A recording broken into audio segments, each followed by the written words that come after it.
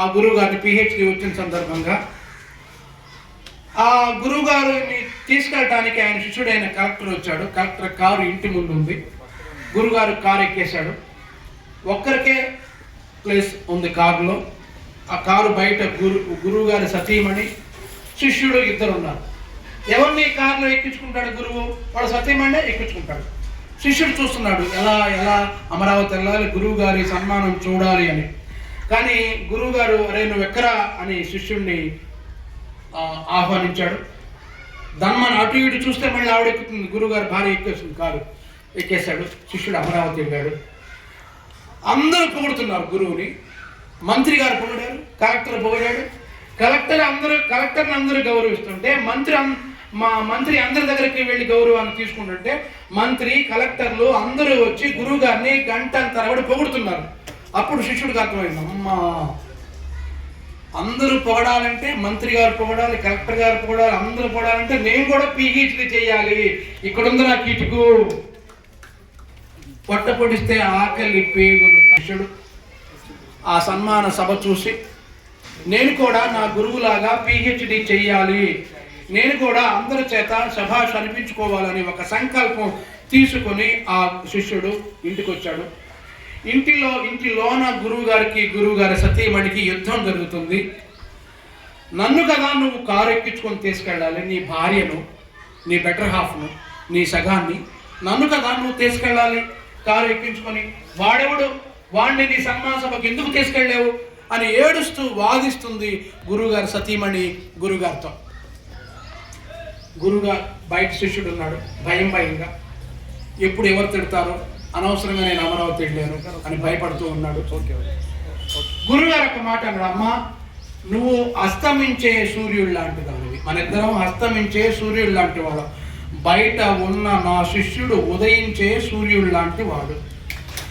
ఈ 60 ఏళ్లలో నువ్వు నా సన్మానం చూసి ఈ 59 ఏళ్లలో నువ్వేం స్ఫూర్తి పొందుతావు? నా భర్త గొప్పవాడు అనుకుంటావు అంతే.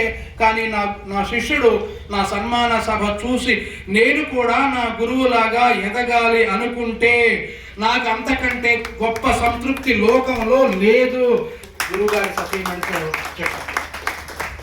ఆ గురువు పేరు డాక్టర్ దీవి దీక్షితులు, ఆ శిష్యుడి పేరు మీ ముందు నిలబడ్డ డాక్టర్ కోయికోటేశ్వర.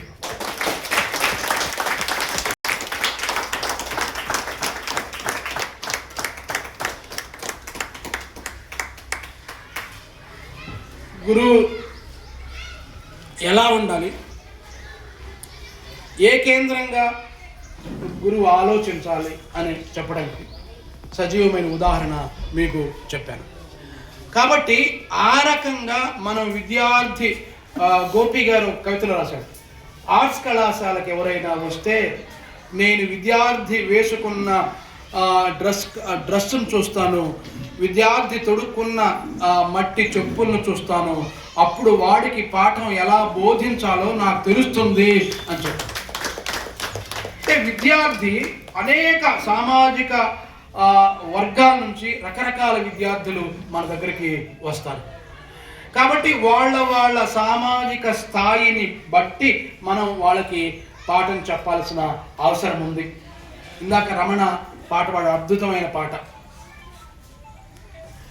మా విద్యార్థుల కోసం ఎప్పుడో ఒక సందర్భంలో కోదాళ్ళలో గురుదేవా నీ బోధనల సూర్యకాంతిలో మా జీవన కుసుమాలు వికసించని, ఆచార్య నీ మాటల మంత్ర మహిమతో విజ్ఞాన దీపాలు విలసిల్లని, పంచమ వేదము గురు ప్రబోధము, పంచమ వేదము గురు ప్రబోధము, గురువాణి పిలుపే పాంచజన్య పుణ్యనాదము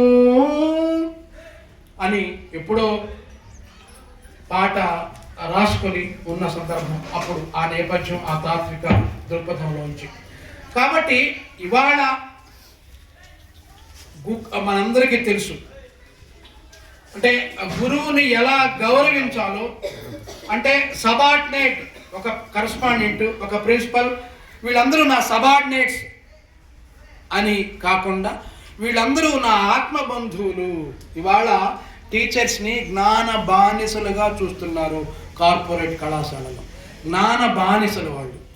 కానీ ఈ లిటిల్ స్టార్ హై స్కూల్లో జ్ఞాన బంధువులుగా చూస్తున్నారు ఉపాధ్యాయులు. అందుకని వాళ్ళని హిమాలయం తీసుకెళ్లారు, అందుకనే వాళ్ళని ఇంకెక్కడికో విహారయాత్రకు తీసుకెళ్లారు, అందుకనే కష్టజీవి చెమట బొట్టు దగ్గరకు తీసుకెళ్ళాడు, అందుకనే ఒక మహానది దగ్గరకు తీసుకెళ్ళాడు, అందుకనే విభిన్నమైన సామాజిక ప్రపంచాన్ని చూపించాలనే తపన అంజనలో ఉంది, మీ ప్రిన్సిపల్ గారు శేఖర్ గారిలో ఉంది. అది నాకు చాలా సంతోషం వేసింది.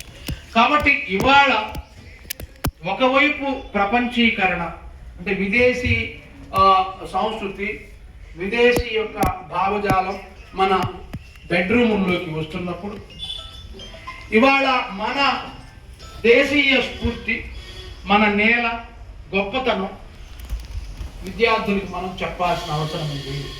నాకు బాగా నచ్చిన అంశం ఏంటంటే, నేను చాలా సభలకు వెళ్ళాను కానీ జెండా ఆవిష్కరణ చేసిన సభలకు చేసిన బహుశా మీరే. చాలా సభలకు వెళ్తాం, 15th ఆగస్ట్ 15 జనవరి 20 చేస్తారు, దాంట్లో మేము చేస్తాం. కానీ ఒక రిఫ్రెషర్ కోర్స్కి వచ్చిన నన్ను, ఒక క్లాస్ చెప్పడానికి వచ్చిన సెలవు రోజు కూడా ఈ జెండాని ఆవిష్కరించి దేశ భక్తి స్ఫూర్తితో ఈ కార్యక్రమానికి అంకురార్పణ చేయటం అనేది చాలా ఉదాత్తమైన లక్షణం.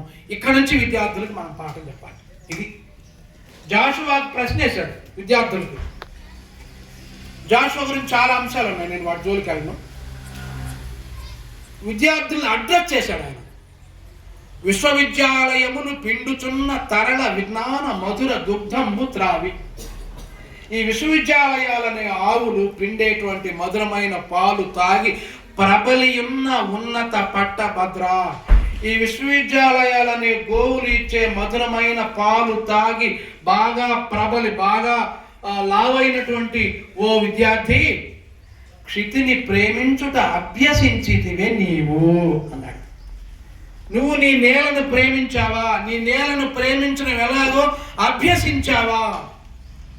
ఈ నేలను, నీ ప్రాంతాన్ని, నీ దేశాన్ని ప్రేమించే ఉదాత్తమైన లక్షణం నీకు ఉందా అని ప్రశ్నించాడు. అక్కడి నుంచి విద్యార్థి యొక్క సంస్కారం ప్రారంభమవుతుంది అని మనందరం గమనించాల్సిన అవసరం ఉంది. ఈ నేల నా ప్రాంతము, నా భాష, నా దేశము అనే అహంకార దర్శనం ప్రతి ఒక్కరికి ఉండాలి. ఆ రకమైన స్ఫూర్తి ఉండాలి